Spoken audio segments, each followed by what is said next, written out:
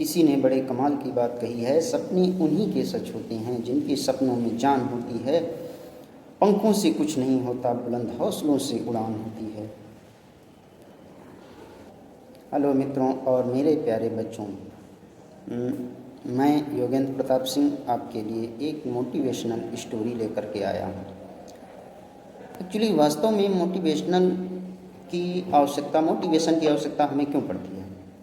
Motivation की आवश्यकता हमें इसलिए पड़ती है क्योंकि कभी कभी हम इस स्ट्रगल के दौर में अपने लक्ष्य से भटक जाते हैं। उस लक्ष्य को याद दिलाने के लिए और उस अपने गोल को अचीव करने के लिए मोटिवेशन की आवश्यकता पड़ती है। और एक ऐसे उदाहरण की ज़रूरत होती है जिसको देख करके हमें ये लगे कि अगर ये कर सकता है तो हम क्यों नहीं कर सकते। जिसके पास हमसे भी संसाधनों की कमी है, वह अपने लक्ष्य को हासिल कर सकता है, तो हम क्यों नहीं कर सकते। आज मैं एक छोटी सी कहानी लेकर के आया हूँ जो कि अपने उत्तर प्रदेश ज़िले से ही है।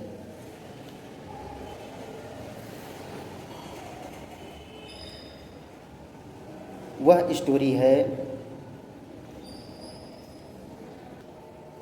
अरुणिमा सिन्हा की, जो कि एक विकलांग माउंटेनियर थी, जिनको डॉटर ऑफ माउंटेन के भी नाम से जाना जाता है। अरुणिमा सिन्हा का जन्म उत्तर प्रदेश के अम्बेडकर नगर ज़िले में हुआ था। उनके पिताजी आर्मी में अच्छी पोस्ट पर थे और उनकी माताजी हाउसवाइफ थी। अरुणिमा का बचपन से ही मन खेल में लगता था और उनकी एक हार्दिक इच्छा थी कि उनका नाम विश्व पटल पर रोशन हो। इसके लिए वो नेशनल लेवल या इंटरनेशनल लेवल की प्लेयर बनना चाहती थी। और उस समय जो लड़कियों के लिए खेलने की उतनी ज़्यादा अनुमति नहीं थी, फिर भी वो घर से अपने निकल करके जाती और अकेले ही लड़कों के बीच में वॉलीबॉल और फुटबॉल खेलती रहती थी। और अब कड़ी मेहनत और लगन के फलस्वरूप वो एक दिन नेशनल लेवल की प्लेयर बन गई। इसी बीच उनके पिताजी का देहांत हो गया और पैसे की कमी की वजह से उनको नौकरी की आवश्यकता पड़ी। नौकरी के लिए उन्होंने CISF में अप्लाई किया और वहाँ से इंटरव्यू लेटर आया। सन 2011 में लखनऊ से दिल्ली जाते समय पद्मावत एक्सप्रेस में उनके साथ एक ऐसी घटना हुई जिसने उनका जीवन बदल कर रख दिया। लखनऊ में सवार होने के बाद में बरेली के लगभग पहुंचने पर उनके जिस ट्रेन के कोच में वो थीं, उस कोच में कुछ लुटेरे घुस आए और सारा जो भी सामान था वो लूटने लगे, छीनने लगे। चूँकि अरुणिमा सिन्हा एक अच्छी और नेशनल लेवल की वॉलीबॉल प्लेयर थी, इसलिए उनके गले में जो सोने की चैन थी उसको देने से उन्होंने मना कर दिया। मना करने के कारण चूँकि वो 8-10 लुटेरे थे, उन्होंने उनको उठा करके दूसरे रेलवे ट्रैक पर फेंक दिया। चूँकि उसी समय दूसरे ट्रैक पर एक ट्रेन आ रही थी, जिससे टकरा करके वो फिर से उस ट्रेन में जिग जैग की तरह टकराने के बाद में ट्रैक पर गिर गई। ट्रैक पर गिरने की वजह से उनका जब ट्रेन निकल गई तब देखा कि उनका एक पैर जो है वो बिल्कुल कट चुका था, जो कि जीन्स से लटका हुआ था, और दूसरा पैर की सारी हड्डियां टूट चुकी थीं। इसके बाद उन्होंने हिलने डुलने की कोशिश की और देखा कि वो उठ नहीं सकती, चल नहीं सकती, इसलिए रात भर उसी ट्रैक पर पड़ी रहीं। इधर से उधर ट्रेनें गुजरती रहीं और दर्द से कराहती रहीं।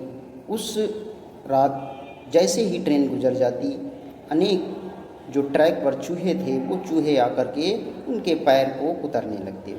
जब सुबह हुई तो वहाँ के गांव के निवासियों ने उनको देखा और उनको ले जा कर के बरेली के हॉस्पिटल में भर्ती कराया।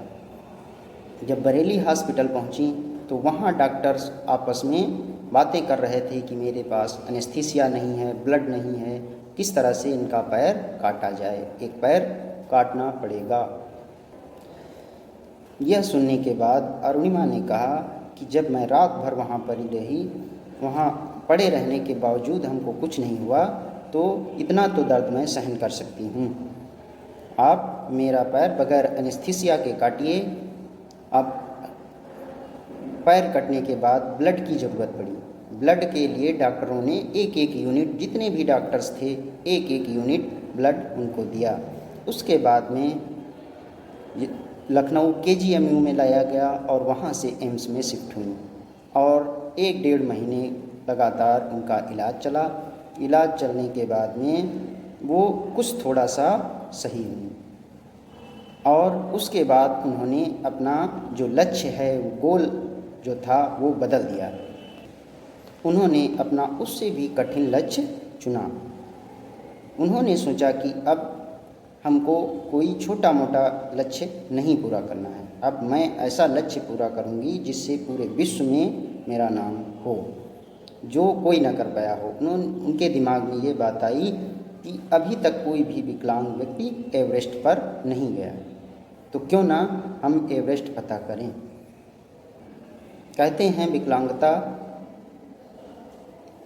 दिमाग से होती है। जो फिजिकली विकलांग है, पैरों से विकलांग है, वो तब तक विकलांग नहीं हो सकता जब तक कि दिमाग से यह न सोचे कि हम ऐसा नहीं कर सकते हैं। जब उसके अंदर ये सोचने की क्षमता विकसित हो जाएगी कि हम कर सकते हैं, तो वो सब कुछ कर सकता है। कोई भी ऐसा वर्क नहीं है जो नहीं कर सकता है। जिसका एक पैर नहीं था, एक पैर में राड पड़ी हुई थी, उसने किस तरह से एवरेस्ट का लक्ष्य फतह किया। एवरेस्ट फतह करने के साथ साथ 8-10 और बड़े बड़े माउंटेन्स, दुर्गम पहाड़ों पर जो है अपना देश का झंडा गाड़ा। जब आपका लक्ष्य, आपका गोल, आपकी ज़रूरत आपकी ज़िंदगी बन जाएगा, उस दिन आपको सिर्फ अपना लक्ष्य दिखाई पड़ेगा और आप बहुत कुछ, जितना जो भी आपने सोच रखा है, वो उसको पूरा कर पाएंगे। इसके बाद मैं अगली वीडियो में इसके आगे की किस तरह से अरुणिमा ने अपना एवरेस्ट फतह किया वो लेकर के आऊँगा। इसके साथ ही